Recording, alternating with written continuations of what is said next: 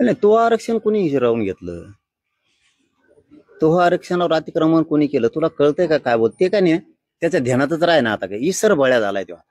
इसर बळ्या मंत्री नाव द्यायला बरं राहील त्याला.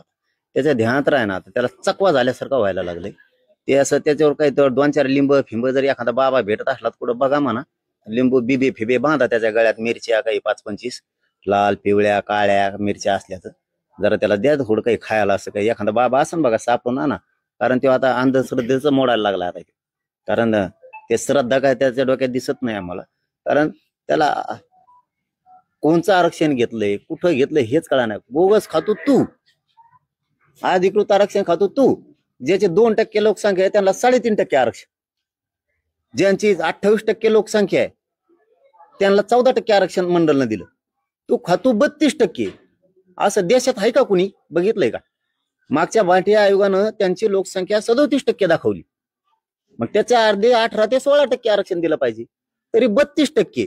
हे कोणचं अर्ध होतं? बोगस आरक्षण तू खातो. 16% आरक्षण आमचं, बोगस तू खातो. 50%च्या वर 2% आरक्षण गेले, बोगस आरक्षण तू खातो. आणि आम्हाला सांगतो आमचंच आरक्षण आतापर्यंत खाल्लं, आता ते आम्ही वापस घेतोय. हे दुःख नाही त्याला. त्यामुळे गोरगरीब ओबीसीने समजून घेणं गरजेचं आहे. तुमच्या आरक्षणाला धक्का लागत नाही. तुमची आणि आमची सगळ्याची संख्या मिळून तेवढं आरक्षण. आतापर्यंत तुम्हाला ते जास्त होतं.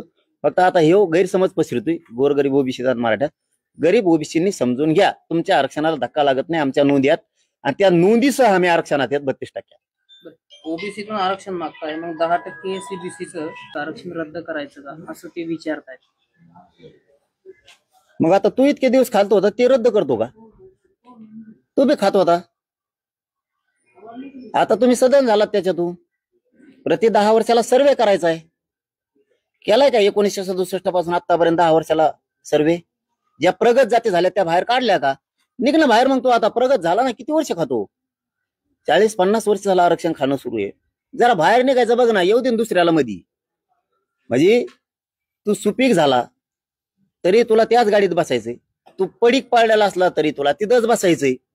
आणि आता बागायतदार झाला तरी पण तुला तिथंच बसायचंय. तो आणखीन पोटच भरा ना. तुला बाकीच्याच कळा ना. तो मायक्रो ओबीसी सगळा भिकाला लावला ना. आरक्षण खाऊन खाऊन सगळ्याचं तो एकट्यानेच वाढलं सगळं. भारतीय तो एकट्यानेच ओबीसी खाली खाल्ल्या. शिक्षण ओबीसीच्या नावाखाली तूच खाल्ले. महामंडळ सगळे तूच खाल्ले. हे गोरगरीब ओबीसीने समजून घ्या. कारण आमचं नोंदी आहेत, आम्ही तर येणार आहे. तुम्ही विरोध केला तरी आम्ही ओबीसी आरक्षणात येणार आहे. तुम्ही नाही विरोध केला तरी पण आम्ही येणार आहेत. त्यापेक्षा आरक्षणच तुम्ही गरीब ओबीसीने समजून घ्या. हे राजकारणा पायी हे राजकारणाच्या यांना ते पद मिळवायचे म्हणून हे ओबीसी मराठ्यात वाद लावतात आणि ओबीसीला उलट समजून सांगतात की मराठी आपल्यात आल्यावरती आरक्षणाचं काय होईल. मराठी पूर्वीपासूनच आहे. फक्त आता आम्ही शहाणे झालो, आम्हाला आरक्षणाची आवश्यकता आहे, आमचं आरक्षण आम्ही मागायला लागलो. एवढाच फरक आहे. त्याचं ऐकू नका. आणि त्याला मी मुजित नाही.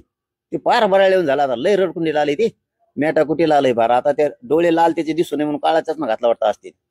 आयला अक्कल वाटा दिवशी कुठे गेलं तर का नव्हे. तिच्या आईला कस काय झालं त्या टायमाला, कस काही सरले. थोडी त्याला अक्कल दिली असती तर बरं झालं असतं. इतकं फालतू विचाराचा माणूस असं ना मला कवाच वाटलं नाही. त्याला धिंगाणा म्हणतात का मुंबईत?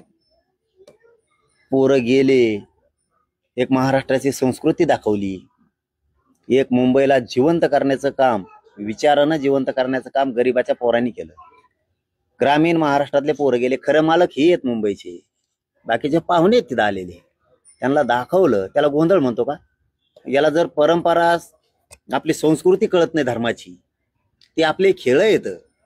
उद्या त्याला एखाद्या बाकीच्या जातीचे लोक खेळ खेळते त्यांना असंच म्हणणार का? ताई तसंच म्हणणार का? तो यार काही संस्कार आहेत का नाही? हे महाराष्ट्रात शोभतच नाही गड्या. हे तिकडे नेपाळच्या त्याच्यात लोक शोभत आहे. तिकडे नेऊन सोडून दिलं पाहिजे. जाणार नागालँड फॅगालँड नाहीत का तिकडे बरेच आहेत ना, इंग्लंड आमकी तमकी, त्याच्यात सोडून द्यायला पाहिजे. ते जाणार इकडे ठेवायलाच नाही पाहिजे. तिकडच्याच एखाद्याच्यात हाकून द्यायला गी.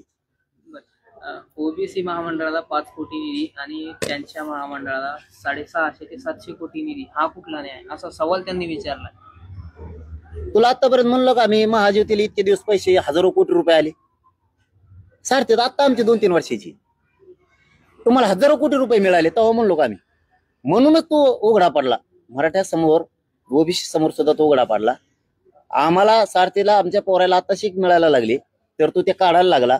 मग ओबीसीचे गरीब लोक म्हणतात शहाणे काही का म्हणा ते नेते 2-4, पण गरीबचे ओबीसी म्हणतात आपल्याला बी हजारो कोटी रुपये दिला नाही तुम्ही माग, मराठे कुठं म्हणले महायुतीला कमवून दिले म्हणून, त्यांना दिलेले का काढायचे? याला ना बरोबरी करायची सवय लागली, याला रडून खायची सवय लागली. मर्दानगी याच्या अंगात लढायची नाहीये, आंदोलन करून मिळवायची याच्यात धमक नाही, पक्ष मोडून मिळवायचं, ओबीसीचा गैरफायदा घेऊन मिळवायची याला सवय लागलेली.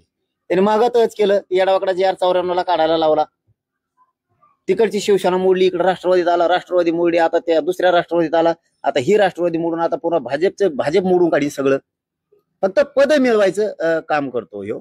यांनी कोणचंच काम सोयी नाही केलेलं नाही, त्याला ते दबावपोटी आयतं होतंय. इथं मराठ्यांनी मर्दानगी सारखं लढून मिळवलंय. तुझ्यासारख्या आयत्या पिठावर योगाने वडीत आम्ही, आमचं आरक्षण खातोचे खातो 16%, परत 2% वरचं खातो, आणि आम्हाला ज्ञान शिकवतोय तू. आता ते त्याच्या मुळावर बसायला लागलं हे सगळं. मग आता सत्य पचत नाही तर रडायला लागलं, कणत आता दाटू मुठी, असं व्हायला लागलं ओबीसीचं, तसं व्हायला लागलं ओबीसीचं. ओबीसीचं काही व्हायला नाही लागलं. आमच्या सहित ओबीसीची संख्या तेवढी आहे, मराठ्या सहित.